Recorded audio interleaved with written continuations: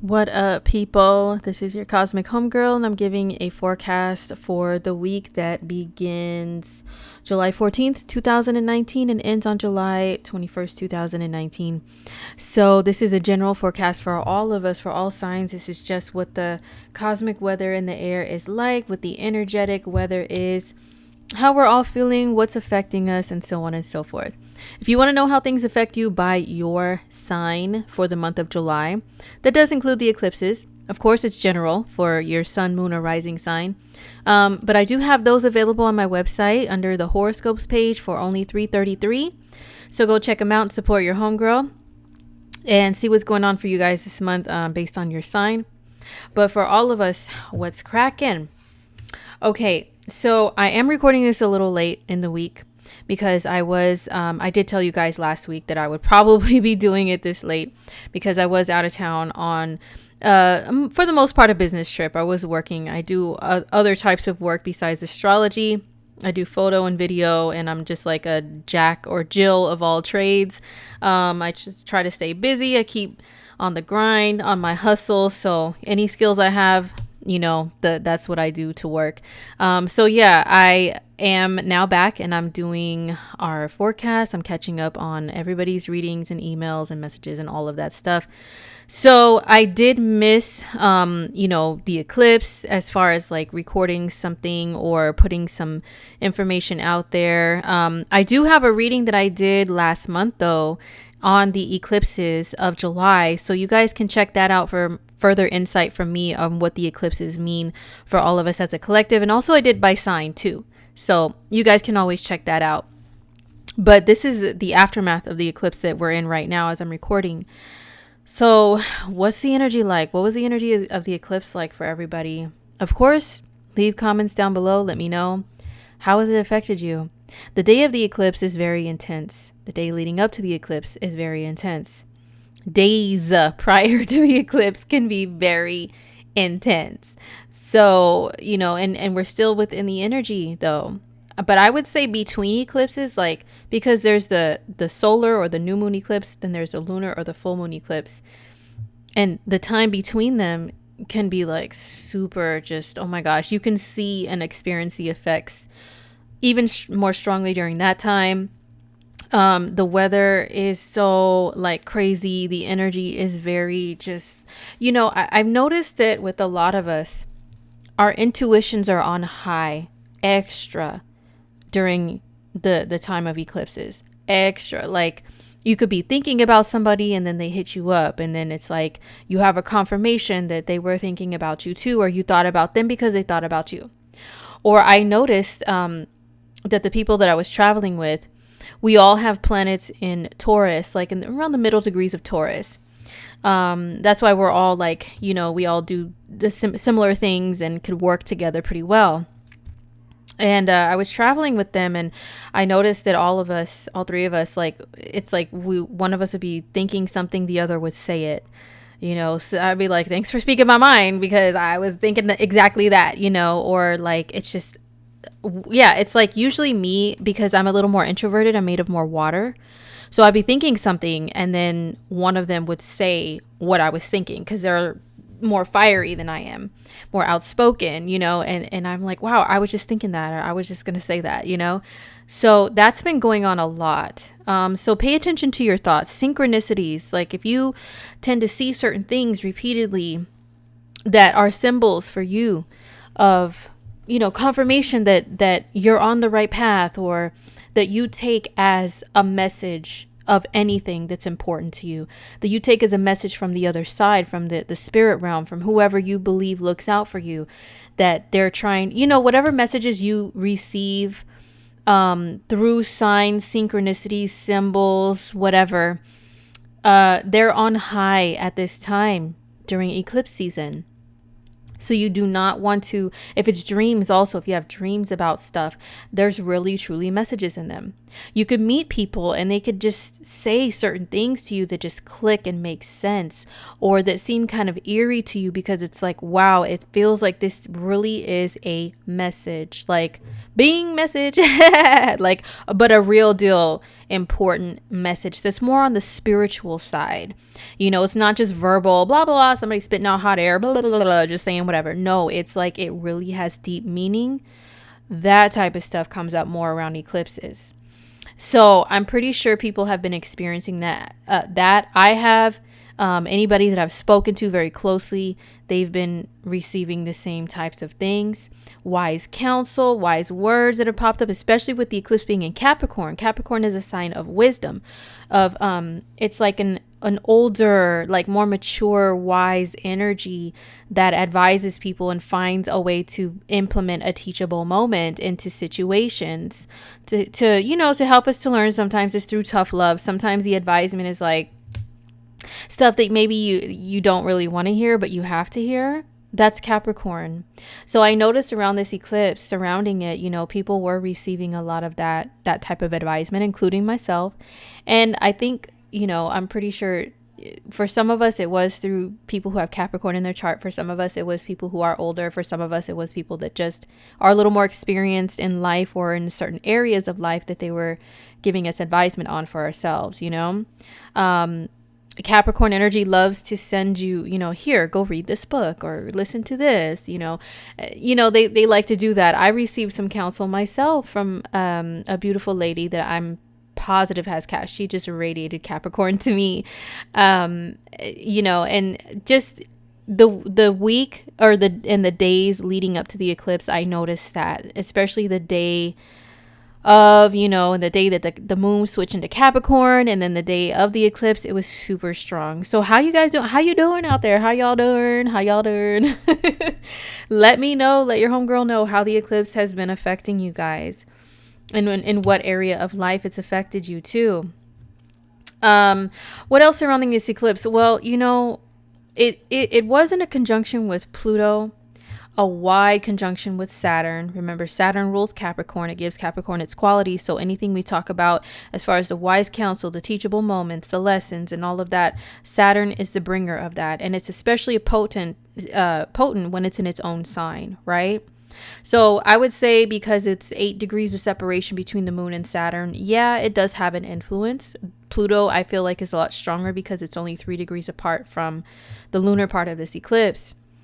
Now, Pluto brings fears and paranoias, makes you face them. Saturn brings fear and doubt because you have a fear of failure. You want things to go right, but you think of consequences. You think of the worst, you know, and Pluto makes you think of the worst too, but like in like life or death worst situations. You know what I mean? So both planets can bring fears, doubts, and make us face them and bring them to the surface and the forefront, make us think of consequences, the bad things that can happen. You know what I'm saying? So I did feel a lot of that. And then, you know, whoever I talked to closely on the day of the eclipse, they were feeling it, the fear and doubt stuff going on. Fear of loss can be Pluto. Fear of failure is Saturn. So I really felt that was a big part of this eclipse energy too. Fear of losing people, especially people that you care about, with the moon involved, the moon and Pluto together. That's definitely like a fear of abandonment, a fear of loss. It's like, because the moon is your feelings and people close to you that you really have near and dear to your heart feelings for, in some kind of way that you want to protect them with your heart. You know, you feel comfortable around them. Maybe it's family, like blood family. Maybe it's people that are, you know, not by blood, but you feel that sense of familiarity and family like energy with them, or you just want to take care of them, want to make sure they're okay. Sorry, I'm getting a little gosh, this eclipse has had me so emotional, you guys. It's like it landed in my 3rd and my 9th houses, which are not very emotional parts of your chart. And then from my moon, it's 11th, which is the most non-emotional part, but it's all in like social and mental houses that it landed for me. But let me tell you, it's made me so emotional. I don't know why. I have to look further into my own chart to see why. But anybody that is close to you, that you will hold near to your heart and protect, you know, you care about them, you care about what happens to them, good or bad. Like those are like the moon rules those type of people. So I've noticed there were feelings of like fear of loss of people like that, and maybe even thoughts of like people that you have lost, and what you can do to make sure you don't lose the people that you care about that are still here. Like, I don't know about you guys, but I noticed that with me, and like I said, people that I talked to very personally and closely surrounding this eclipse, there was that in effect. And I feel like also because we have Venus. Venus is now opposing Saturn. Venus actually is opposing Saturn exactly on the day of the eclipse, which is July 16th. That was implemented and imprinted into the eclipse energy. Venus is money and love, relationship energy. It could rule people that you really like being around, Venus, And I definitely felt that like there could be, I feel like with this eclipse, for some people, there's like wanting to secure something down for the long run, whether that's a relationship or something financial, like, and there's some fears and doubts and things surrounding that that we're going through. And, the eclipse could bring like a breakthrough, like a breaking point, like something's finally got to give, it's either I'm going to anchor this down and it's going to stay put and move forward, slow but steady, or not. You know what I'm saying? Like, I feel that was a part of this eclipse too. And the solar part of it was in Cancer, which is, the moon is ruled by Cancer. Or the moon rules the sign of Cancer. So, still themes of people that you care about. Family, blood or not, those type of people. Like, there's an energy of that within this eclipse. I did feel so emotional, and like I just wanted to write everybody love letters, not necessarily all just romantic partners, or romantic interests, but people that even just friends. I just wanted to tell everybody I love you so much. Oh my god. Oh, you just don't know I love you. Like, I just wanted to tell everybody that I was so overly emotional, and that energy has carried over to the days after the eclipse too. And I really was just like so in my feelings, and a lot of people were feeling that way too. But yeah, I just wanted to tell people like I appreciate you, I love you, I miss you, all this stuff. So Cancer energy is highly emotional. Full moons in themselves are highly emotional. This is not an emotional sign, trust me. Capricorn, no. But the full moons are always like there's heightened sensitivity, emotions, intuition, and all of that. Now, generally speaking, I feel like the full moon eclipse in Cap is just about, like I mentioned earlier, receiving wise counsel, taking advice, learning how you can do better. There's always room for improvement. You can always do better. That's a Capricorn. Those are Capricorn sayings, right? So, I feel like that was a heavy theme, just collectively, generally speaking, with this eclipse. The eclipse did make a sextile to Neptune, a very light aspect, not too much affecting the eclipse, but, I feel like it was in the mix. Neptune is about magic and believing in your dreams. Capricorn energy and it is like, there are no dreams, they're just hard work. But Neptune is like, well, you have to be able to dream and imagine things up in order to have something to work hard towards. Like, you have to envision it. You know what I'm saying? Like, I feel like that's in the mix here. So that was a part of this full moon too, this eclipse as well, is manifesting your dreams. And I know there's so much out there that always talks about that every single day from spiritual people and gurus and posts on social media and whatnot. Manifesting your dreams. There's magic in the air right now. I know that people always say that randomly at weird times that don't make sense to me, astrologically speaking. But this eclipse, yes, the math adds up. You know what I'm saying? Hard work, Capricorn, dreams, Pisces, they're aspecting each other. The ruling planets of each sign are in their own signs and aspecting each other with this eclipse. So it's very clear and apparent that is a theme here. Believing in what you dream up, but also making sure that you are putting in the hard work. You're laying down foundations so that you can solidify those dreams. And it's not just something that remains in your head dancing around like, that you kind of want to do, but you don't ever do anything, like put any action or effort forth towards it. No, it's like really making it happen.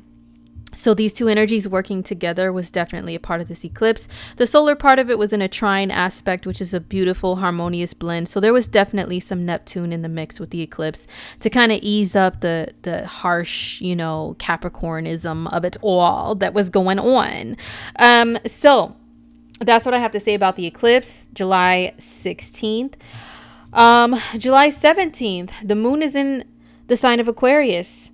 So, but the moon is still in its full moon phase. It's no longer at the peak, of course, but it's still like it's still full in the sky and like all honking and huge when you look at it. Okay. It's still in the phase of the full moon. So there's still heightened emotions, even though, Aquarius is the least emotional sign. Oh my God. They're like just dry robots, like Capricorn can be dry robot too, but Aquarius is really just like the aliens that just, emotions, what are those? I don't understand what humans are doing here. Let me just kind of dissect things scientifically and figure it out. Like that's Aquarius moons for you. So I even talked to an Aquarius moon and they're talking about dissecting their emotions today and discussing them with a fellow Aquarius moon. And I'm like, I don't know how you two aliens are going to figure it out, what your emotions mean, but who knows? But anyway, yes, moon in Aquarius. So I feel like even though we're in the full moon phase, with still the moon being in Aquarius can help us to figure out what this eclipse is to bring us, dissect it, you know what I'm saying, and just maybe have a plan, look at things more logically, have more rationality in the mix. So the moon is in Aquarius on the 16th, or I'm sorry, the 17th through the 19th. Okay, but what else is going on the 17th? So we do still have Venus opposing Saturn. And now look at Venus is exact with the North Node. Exact with the North Node on the 17th. What does this mean?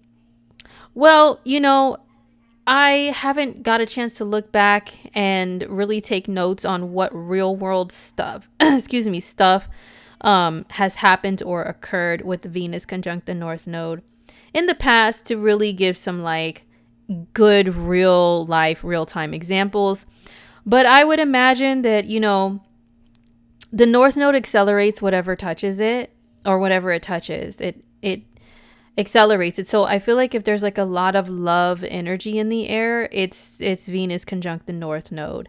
But at the same time, we do have Saturn and Pluto in the mix, like that's opposing her, that's like, okay, we may want to accelerate things when it comes to maybe even a love situation. You want it to move forward and you want it quickly and you want it to be super emotional in the sign of Cancer. However, it's being opposed by Saturn, which is like giving all that love stuff the side eye, and Pluto, which is like, are you sure? Because the worst can happen, and I don't know. Pluto can bring a Venus in an opposition to Pluto. It can bring like fear of loss, like I said, and make people a little more possessive and jealous. And then the opposition to Saturn can be like, are you sure this is what you want? And what about this? And what about that? And all the consequences of it all. Like that's Saturn. So I think they're keeping Venus and the North Node from like going a little too far with jumping when it comes to relationship and love stuff. But this is kind of moving some things forward. Venusian things forward doesn't always have to mean relationships. It can mean something to do with money. It's karmic and fated. Whatever's going on right now with love, money, and all that stuff that Venus rules could be very karmic, very fated stuff that's going on. So just pay attention like to the signs, the symbols, the synchronicities, the messages, with love at this time.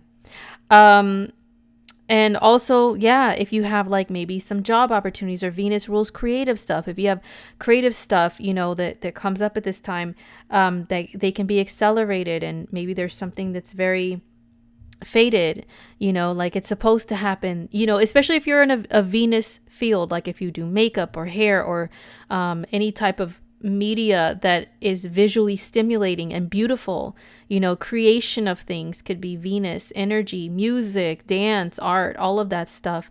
Maybe you can receive a lot of attention, and of course it depends on where Cancer is in your chart, where these things are landing in your chart, but just generally speaking, there's things that could be like boosted and lifted up at this time. As for me personally, I some of you guys know I also do photo and video stuff. It's stuff I've been doing off and on for like well over 10 years, but just getting back on again recently. And yeah, I feel that creativity in the air, and I have, gained some attention, a little bit of attention for it and love for it. This can be Venus's love. It's just love overall. So there's a lot of love in the air, but I feel like the Capricorn stuff is not letting us get out of hand, because she is making a trine to Neptune, which can make us go off into la la land and fantasy, and everything. But these two are making sure that we're still grounded in reality with whatever it is that we're doing or creating or manifesting. That's a Venusian, right? So, yeah, but Venus opposite Saturn, some people may be feeling like they want to anchor someone or something down, something that they have with someone down, like a relationship, and I do have someone close to me, and actually they are a Capricorn, that is wanting to have that discussion with someone, like, what are we doing here? Is this something that's long term? Is this something that's solid? Does it have a definition, a title? Capricorn and Saturn is all about, or they're all about that title. So it's like, do we have a title or not? Like, what are we doing? Is it something solid? Are you with me for the long haul, or is this like, what's up? So I feel like there are people with Venus opposing Saturn and conjunct the North Node that want things to be solidified. You may see people like have maybe there's some proposals or some like agreements to have things be committed more around this time. Like, people may be giving those ultimatums surrounding the 17th. So then we move to the 18th, and this is when Venus is at 18 degrees of Cancer, and she's making a beautiful trine exactly to Neptune. But like I said, she's still opposing this stuff, so we're not going off the deep end now, but we are feeling the magic that's in the air when it comes to love, beauty, creativity, enjoyment. This can be enjoying things more in a fantasy land type of a way, which means we can be diving more into music, into movies, just losing ourselves, losing our attention, into those, outlets that just take us away. This could be, for some people, maybe drinking or drugs, even though it's a trine. Trines are beautiful aspects. They bring positivity, but they still open doors to some stuff, okay? So however you escape reality, no judgment, whatever, do your thing, do you, boo-boo. But Venus trine Neptune can bring that escapist attitude towards us. Now, Neptune is also creativity and art as well. Poetry and music and movies and everything beautiful and creative that we can visualize, we can feel, we can hear, everything, right? Venus can also rule arts and stuff too. So this is a very good day for artistry and poetry. Now this aspect has already been building up, but it's just exact on the 18th. So it's just really strong and potent. You guys, a lot of you guys know, some of you guys know that I caught the poetry bug this year. I think it has something to do with, like, I don't know, some Neptune stuff in my chart and my Pisces moon being activated more by my solar return. My solar return moon is in Pisces, like at almost the exact degree as my natal moon in Pisces. And if you don't know what that means, I do have solar return readings, just saying, so I can tell you what that means if you book one. But I think it just has something to do with something activating Neptune and Pisces stuff in my chart. But I've gotten bitten by the poetry bug this year, out of the blue, all of a sudden, out of nowhere. And yes, I've felt the poems just flowing like the last day or so. And then I'm sure on the 18th, it'll be like super strong. I might be cranking out some more. I don't know if I'm going to be sharing them. I do share my poetry, you guys, if you're interested in that type of thing. I do share them on my Instagram. I have a highlight on my page of a highlight stories highlight that has my poetry on it. I'll share it in my IG stories sometimes. I don't know if people really read it, but I do have poetry that I share. It's mostly Pisces stuff about love and fifth house. I'm a fifth house Pisces, so that's romance and love and all that crap. Yeah, so anyway, being poetic, creative, beautiful energy is Venus trine Neptune. We can allow ourselves to just get lost in love, like lost in the presence of another person with Venus trine Neptune. missing someone from afar at a distance that, you have to fantasize and dream and think about them, and that's the only way you can see them because they're at a distance. You can't get to them physically. Neptune rules that. So Venus trine Neptune can have you like daydreaming a lot about someone and just those type of feelings. It's a beautiful energy though. If you're creative in any aspect, any type of way, this is awesome energy. And then yeah, if you're trying to create and manifest things with your creativity, the opposition to Saturn can help you to kind of like realize that there's hard work that has to be put in and all of that jazz, right? Okay, so now we move to the 19th of July.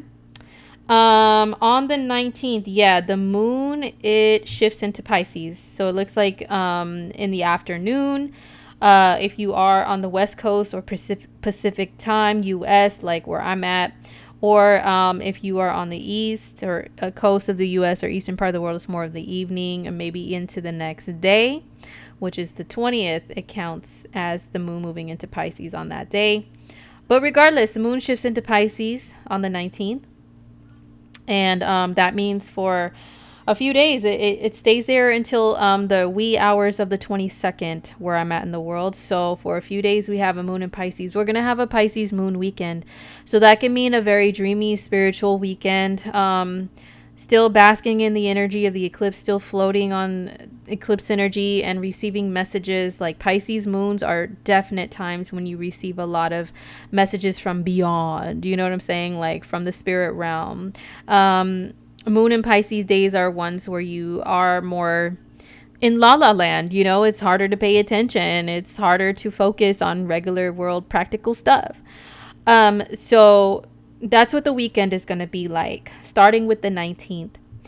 Now, what's interesting about the 19th is also Mercury goes back into the sign of Cancer. Mercury's retrograde. I'm sure everybody knows right now that by now that Mercury is retrograde. Lord have mercy. Please share with me, you guys, what have been your Mercury retrograde crazy experiences and stories. So I was traveling during Mercury retrograde, and it was in my 9th house of travel. And so I was worried to death that we were gonna like get in a wreck or something crazy because it was a road trip, but none of that happened, thank goodness. But there was stupid things that happened, like trying to get cash back at a gas station, and we just happened to stop at one that doesn't give cash back, or then we stop at one that does give cash back, but their machine isn't working, like their what's it called, where you swipe your card, their point of sale system, it wasn't working properly. Like just the one thing after another with that. And so, one of my travel buddies had issues with their debit card. Their debit card was compromised the night that we left. They were trying to, have some money for the trip. Their card was compromised. And then there was an issue with the check they deposited. Like, it was just like a lot of crazy stuff like that happened for us. And, getting lost. And then like we made a plan to do this and do that. And then those plans didn't go through. But I explained to them on the trip what Mercury retrograde means. So anytime anything happened, we were like texting each other like, Mercury retrograde, oh my God. So anyhow, that's the worst that's happened, but share with me, you guys, share with all of us, share. We're all our peoples here. Share with your peoples, what Mercury retrograde has been bringing to you guys. Mercury retrograde back into the sign of Cancer though. The last time I was here at 29 degrees of Cancer, and, back to like, 29 and 28 degrees of Cancer is where it's going to be at the week that I'm covering through the 21st. So it's a review of what was going on around, like, I'd say between the 25th and 28th of June. So what was going on at that time? What was being discussed, especially wherever the sign of Cancer is in your chart? What house is it in? There could be a repeat of the end of June, like conversations that are being had, or whatever was like thought about during that time. You're seeing it from a different light, a different perspective, perhaps. So it goes back into the sign of Cancer. It's affecting Cancerian themes, which are a lot more emotional than Leo. I'm glad that I'll be glad when it goes back into Cancer. It's going to create more emo. Like, I'm not excited about that. More highly emotional energy to like cry about and having memories and, oh my God, all that stuff. I mean, it's not that bad, but it's just me personally, I like to try to keep things moving, and I have a lot of work to do, and I like to march along, and this kind of like stunts that. You know what I'm saying? I get caught up in emotions. It's hard to pull yourself out when you're a water sign. But yes, it's beautiful energy for, memories and revisiting anything to do with family or your roots, or just anything that's close to your heart, or anyone that's close to your heart. Reconnecting maybe with people that you really feel an emotional connection to. It can be very beautiful. Mercury retrograde doesn't have to be all bad, you guys. I crack jokes about it. That's just my nature, is to be a jokester, and be sarcastic. But there's always two sides to everything, so there is some beauty in it. Definitely. And what I'm glad about is it's separating from Mars. Hallelujah. Because let me tell you, some people have been just off the chain with Mercury and Mars and Leo, with their bragging. And some people were just fighting and scrapping, and there's a lot of ego stuff flying around. A little too easily, when Mercury and Mars were in a conjunction with one another, and then square Uranus too. Oh, child. So I'm glad that's separating. Okay. But yeah, Mercury goes back into Cancer on the 19th and will remain there retrograde in Cancer until the 31st. The 31st of July is when Mercury goes direct, still here in the sign of Cancer, like around 23, 24 degrees. So for like another week and a half or so, we still have Mercury retrograde in Cancer. Okay, so like I said, wherever Cancer is in your chart, that's where there could be some stuff brought back up again. And the dates exactly, are this week, like the 25th through the 28th of June is what's being brought back up. But even further down, in the next week or so, when Mercury is still retro here in Cancer, it's like even back to like the 20th or 21st of June. It's like a review and revise of that period of time in your life. Like, what were you doing? What were you thinking about? What was discussed? Yada, yada, yada. Okay, so on the 21st, this is when Venus opposes Pluto. Exact. All right. It's probably real early on the 21st. But yeah, Venus is in an opposition to Pluto. Yeah, it's like the 21st. The 21st of 21st of July. Okay. Venus in an opposition to Pluto. Now, with this being in the emotional sign of Cancer, I feel like with love, this definitely can bring out some, once again, fear of loss. That's a big theme this week, you guys. Just FYI, is a fear of loss of somebody that you love or people that you love. If you are in love with someone, have feelings for someone, you could be thinking all this paranoid stuff. You can slip into being obsessive or being very possessive over them, not wanting to lose them, and just thinking about that over and over again. Like, I don't want to lose you. I don't want to let you go. Like, I don't want you to leave me. There's stuff like that people can be feeling, especially on the 21st. Okay, especially then. But Venus in an opposition to Pluto, yeah, there's like intensity with that. So it can mean passion too, though. It can mean passion. I have seen and experienced a Venus and Pluto harsh transit. Maybe it might bring a little bit of the other stuff, but it's like there's so much passion here that I don't want that to leave. I don't want to let go of that. And there could be an opportunity to really express that passion, to just like grab whoever you want and just be like, I'm not letting you go. And it's like, a good thing, some good stuff, wink, wink. That energy is lingering over the weekend. And, especially on Sunday, the 21st, it's super duper potent, like real early in the morning. It looks like I nailed the exact time of it. Oh my God. Which, West Coast US time, it's 1:29 in the morning. Hey, some people are still out partying at that time. So some of you guys could be getting those calls or those texts, blowing you up. Like, where are you? What are you doing? Are you okay? Are you safe? Are you with somebody else? I'm suspicious of you. What are you doing? There can be stuff like that comes out. Now, Pluto does bring some psychic energy to the table. Like just knowing things, like hidden information just coming out. So for some people, there can be like something that's discovered about a love relationship that comes out to the surface.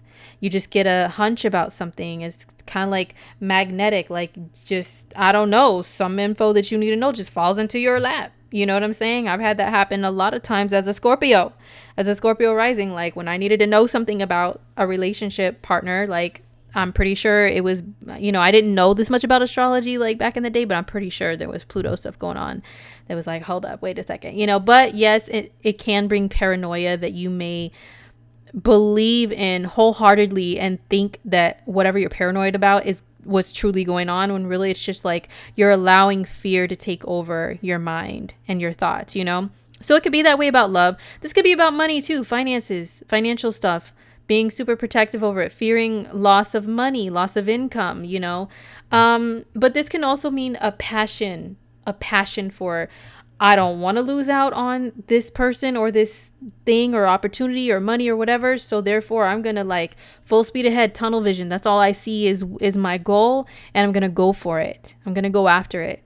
I'm going to do what I can to protect it. Life or death situations is Pluto. So that's Pluto and Venus opposing each other. And we also have the Sun and Mercury together in Cancer on the 21st as well. So wherever Cancer is in your chart, you know what I'm saying? It's just more mercurial energy. The Sun is there too. You could be talking about more themes of wherever it is in your life, whether it rules your job, your career, your creativity, it's in a mental health. Maybe you'll be talking more, wherever it is, you'll be talking. Okay. A lot. Sun and Mercury together. Yeah. That's like, also what I like about the Sun and Mercury together, and especially in the goofy sign of Cancer, like, if you guys are Cancers or Cancers, you know how super goofy Cancers are. I absolutely love Cancers for that. I always end up with Cancer friends and dating Cancer men. And what I fall for the most, or what like makes me hold on for dear life to my Cancer friends, is their goofiness. And so Mercury and the Sun together, Mercury is like a fun, childlike, playful energy that likes to share memes and funny stuff and like play pranks and jokes and stuff. So I feel like this energy is going to be like real goofy, on the 21st, cracking jokes and stuff together. I'm looking forward to that. At least some of you guys may give that the side eye, but whatever. But anyhow, you guys, that's what the energy is like for the week of July 14th through the 21st. One last thing I'll mention is on the 21st, the Moon and Neptune are together in Pisces, especially in the wee hours of the morning on the west coast of the US. So some people may be like really maybe high or drunk at that time, or just up watching movies, or up doing some creative artsy stuff, maybe even feeling like I love you, man, to everyone. It's very kumbaya, very like, or maybe doing some spiritual work.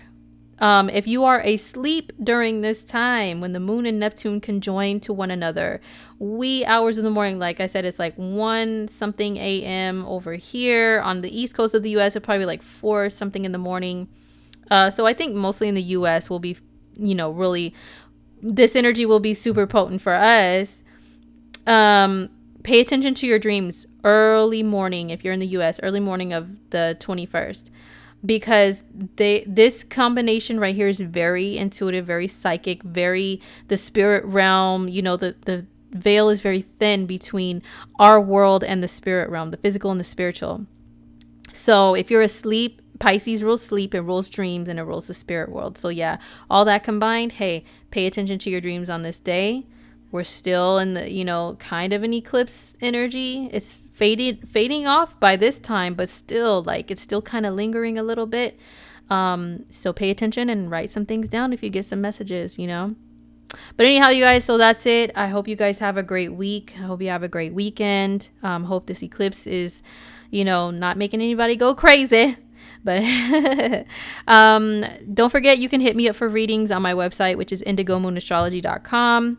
Information is below, always below. And also, don't forget to follow me on Instagram. I do post stuff on there, astrological advisement and funny stuff, that has to do with what's going on right now and, things like that. I'm also on Twitter, kind of, sort of, under @CosmicHomegirl, Facebook, kind of, sort of, Cosmic Homegirl. You can find me on all of those as well. So take care, you guys, and I will see you in my next video. And have a good one. All right, peace.